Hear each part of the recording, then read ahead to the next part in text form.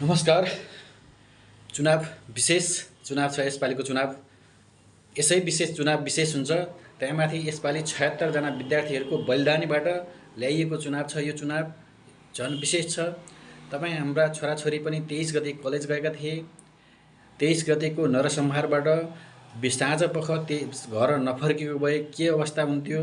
ती बाबुआमाको अहिले जुन 23 गते 24 गते नरसंहारमा परेका विद्यार्थीका बाबुआमाको मनमा के बितिरहेको छ, छातीमा हात राखेर विचार गरौँ। 23 गतेको नरसंहारबाट वितृष्णा भएर सरकार 2 तिहाईको सरकारसँग निराश हुँदा 24 गते नजल्नुपर्ने समाचारहरू जले अदालत सिंहदरबार ध्वस्त भयो। समाचारहरू जले ध्वस्त भए हुन्थेन।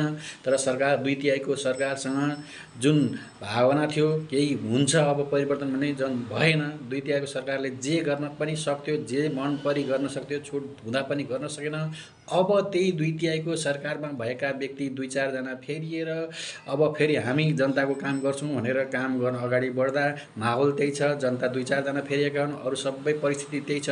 अब काम गर्न नसक्लान् विचार गरौँ।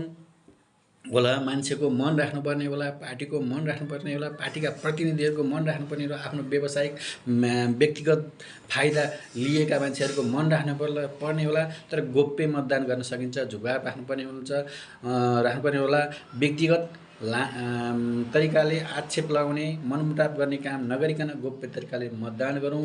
यो चुनाव विशेष चुनाव छ। हाम्रा नेपाली दाजुभाइ दिदीबहिनीहरू विदेशी बाध्य बनाएको यो कारणबाट वितृष्णा पैदा भएको। तपाईँ हाम्रा बालबच्चाको भविष्यको लागि पनि विशेष छ। बालबच्चाको लागि भविष्यको लागि मात्रै नभएर अब नेपालमा जन्मिने भविष्यका बालबच्चाहरूको भविष्यको लागि समेत विशेष भएको कारणले छातीमा हात राखेर विचार गरेर गोप्य तरिकाले मतदान गरौँ।